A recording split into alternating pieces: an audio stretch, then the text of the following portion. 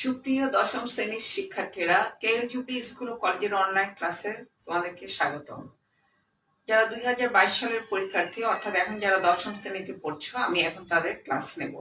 আমি তোমাদেরকে নবম অধ্যায় পড়াচ্ছিলাম। চলো আমরা ক্লাসে চলে যাই। আজকে আমরা পড়াবো তোমাদেরকে বেকারত্ব।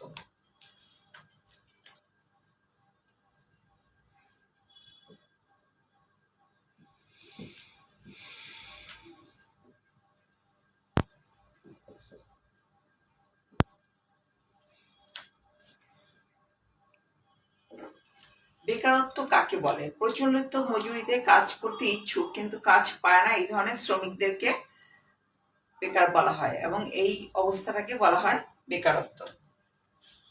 এরকম বেকারত্বের কতগুলো বৈশিষ্ট্য থাকে, যেমন মজুরি ভিত্তিক কোনো কাজ পায় না, প্রচলিত মজুরিতে কাজ করতে ইচ্ছুক থাকে, আয় উপার্জন থেকে বঞ্চিত থাকে, আর্থিক ও মানসিক যন্ত্রণায় ভোগে।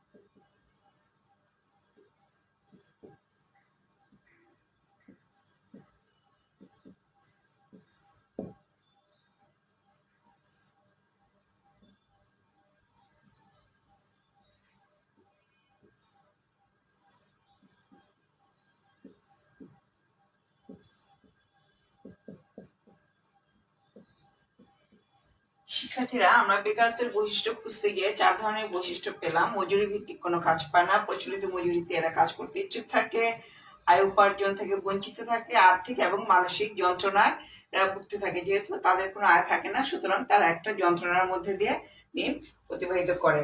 এখন আমরা আসবো বেকারত্বের প্রকৃতি।